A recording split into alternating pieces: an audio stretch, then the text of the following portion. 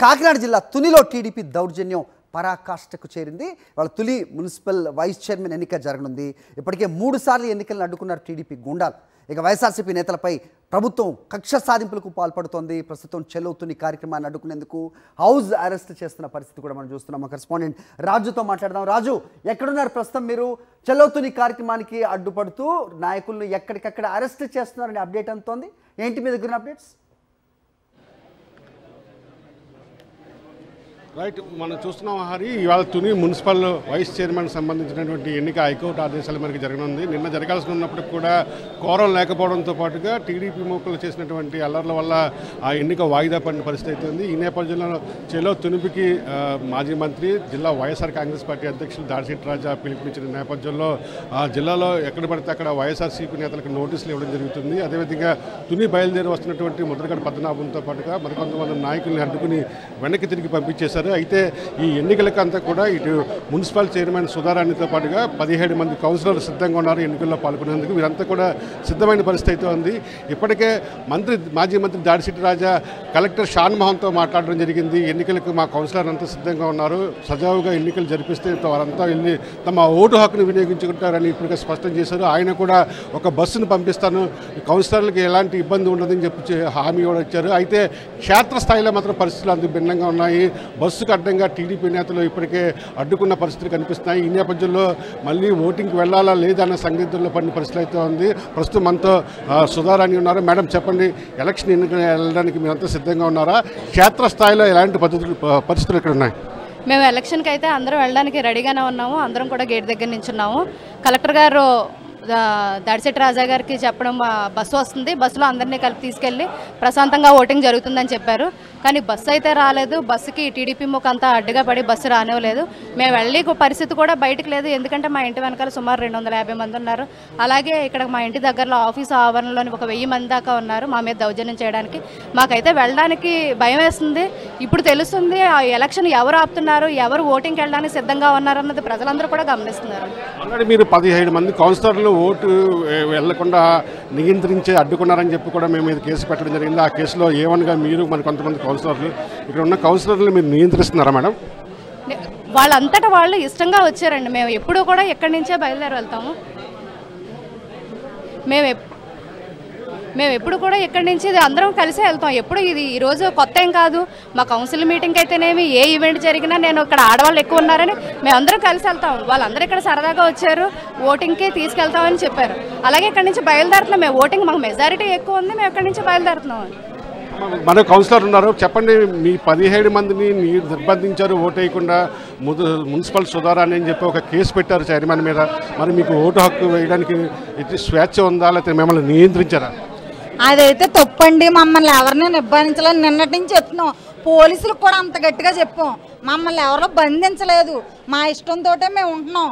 మమ్మల్ని బంధించలేదు. మాకు జగన్మోహన్ రెడ్డి గారన్నా, తుని రాజా సార్ అన్న మాకు అభిమానం. మమ్మల్ని ఎవరో బంధించలేదు.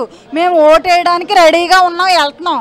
కానీ మమ్మల్ని బంధించారు అని కేసులు ఎట్టడం చేయడం, మా నాయకులు మా మేడం గారిని ఇబ్బంది పెట్టడం అది కరెక్ట్ కాదండి. ఎందుకు ఇబ్బంది పెట్టద్దు? మీరు చెప్పండి, ఎలాంటి పరిస్థితులు ఉన్నాయి ఇక్కడ తునిలో ఓటు వేయడానికి సంబంధించి? ఏ విధంగా ఉన్నాయి పరిస్థితులు ఇక్కడ? సార్ ఇప్పుడు తునిలో అసలు వాళ్ళకి మెజార్టీ కూడా లేకపోయినా సరే, కానీ అధికారం అనే అహంతో పోలీసు వాళ్ళని ఉపయోగించుకొని వాళ్ళు టీడీపీ నాయకుల్ని ఎంటర్ చేసి వైసీపీ వాళ్ళు ఎవరైనా ఉంటే దౌర్జన్యంగా అరెస్ట్ చేసి పక్క తీసుకెళ్ళి కౌన్సిల్లో ఈరోజు వైస్ చైర్మన్ ఎన్నిక 3వ రోజు అయినా ఎన్నికకి వెళ్ళకుండా అడ్డంగా ఉన్నారు. బస్సు పెట్టి సెక్యూరిటీగా తీసుకెళ్దామని ఏఎస్పీ గారు వచ్చినా సరే కానీ టీడీపీ గుండాలు అడ్డుకొని బస్సును కూడా లోపల రానివ్వట్లేదు. కాబట్టి మా రాజా గారి నాయకత్వం ఇక్కడ చాలా స్ట్రాంగ్గా ఉంది. నెక్స్ట్ ఏంటంటే ప్రతి కార్యకర్త కూడా మా సజావుగా ఇక్కడ ఎన్నిక జరగడానికి మేమంతా కోఆపరేట్ చేయడానికి ఉన్నాం. కాబట్టి ప్రశాంతంగా జరగడానికి కోరుకుంటున్నాం. ప్రస్తుతం మనతోటి మున్సిపల్ చైర్మన్ సుధారాణి భర్త ఉన్నారు. బాలు, చెప్పండి, ఎలాంటి పరిస్థితులు ఇక్కడ ఉన్నాయి? ఓటు వేసేందుకు స్వేచ్ఛాయుత వాతావరణం వైఎస్ఆర్సీపీ కౌన్సిలర్లకు ఉందంటారా? నిన్న జరిగిన సంఘటనలు బట్టి చూస్తే స్వయంగా చైర్పర్సన్ ఇంటి మీదే టీడీపీ రౌడీ మోకలో అసాంఘిక శక్తులు దారికి పాల్పడి తిరిగి ఒక బీసీ మహిళైన నా భార్య మీద కేసు పెట్టడం జరిగింది. నన్ను ప్రివెంటివ్ అరెస్ట్ అని చెప్పి పోలీసులు జీపెక్కించి ఊరంతా తిప్పుతూ పోలీస్ స్టేషన్లో నిర్బంధించడం జరిగింది. నిన్న కానీ మొన్న వాయిదా పడ్డ 2 రోజుల్లో కానీ కౌన్సిల్ స్వేచ్ఛగా ఓటేసుకున్న కౌన్సిల్ హాల్లో వెళ్తే కౌన్సిల్ హాల్లోకి రౌడీ ముగ్గురు చొరపడి మీటింగ్ జరగకుండా 2 సార్లు వాయిదా వేయించారు. నిన్న కూడా బయలుదేరాం అనుకుంటే మా ఇంటి మీద దాడి చేసి రౌడీ మూకలో బయటికి రాకుండా శాంతి భద్ర 141 సెక్షన్ ఉన్నా కూడా ఆ 141 సెక్షన్ ఓన్లీ వైఎస్ఆర్సీపీకి సంబంధించిన నాయకులు తప్ప తెలుగుదేశానికి సంబంధించిన కూటమి ప్రభుత్వానికి సంబంధించిన నాయకులు ఎవరికి కూడా అది అమలు కాలేదు. ఈ రోజు కూడా మా కౌన్సిల్ ఇప్పుడు గంట నుంచి వెయిట్ చేస్తున్నారు ఓటైనాకి వెళ్ళమని. బస్సుకు అడ్డంగా టీడీపీ మూకలు పడుకొని బస్సును రానివ్వకుండా చేస్తున్నారు. ఏదో రకంగా అడ్డుకోవాలని చెప్పి చూస్తున్నారు మీరు. రైట్, ఇది మనం చూస్తున్నాము. ఇప్పుడే దాడిశెట్టి రాజా కూడా బయటకు వెళ్ళారు సుధారాణి నివాసం నుంచి. ఆ బస్సు పంపిస్తారని చెప్పి కలెక్టర్ హామీ ఇచ్చారు. అయితే బస్సుకి రాకుండా టీడీపీ మత్స్యలోకులంతా కూడా అడ్డుకున్న పరిస్థితి ఉంది. ప్రస్తుతం అయితే ఇక్కడ ఉద్రిక్త వాతావరణం పరిస్థితి కనిపిస్తున్నాయి. హరి రాజు, మరి ఇలాంటి పరిస్థితుల్లో వీళ్ళు వెళ్ళి అక్కడ ఓటు హక్కు వినియోగించుకునే అవకాశం ఉందా? మెజారిటీ ఉన్న వీళ్ళు అక్కడికి వెళ్ళి ఓటింగ్లో పాల్గొంటే కనుక రిజల్ట్స్ ఏ రకంగా ఉంటుందో అందరికీ తెలిసిందే. కానీ వీళ్ళు వెళ్లకుండా అడ్డుకుంటున్న నేపథ్యంలో మరి పోలీసులు ఎలాంటి రక్షణ అక్కడ కల్పిస్తున్నారు? వీళ్ళని అక్కడికి తీసుకెళ్లాల్సిన అవసరం ఉంది కదా, కలెక్టర్ ఆదేశాల ప్రకారమైన. ఆ రకంగా ఎందుకు జరగట్లేదు? రాజు, వినపడిందా మీకు?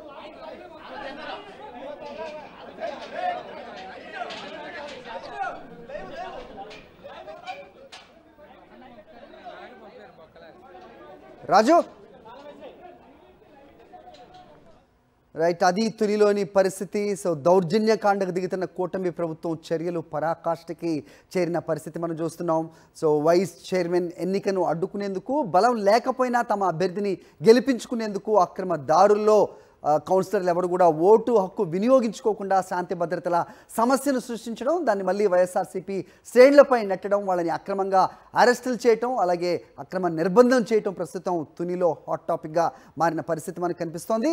అలాగే చలో తుని కార్యక్రమానికి దాడిశెట్టి రాజా పిలుపునిచ్చిన నేపథ్యంలో వైఎస్ఆర్సీపీ శ్రేణులు బయటికి ఎక్కడ వస్తాయో అంటూ అక్కడ అందరినీ కూడా హౌస్ అరెస్టులు చేస్తున్నారు.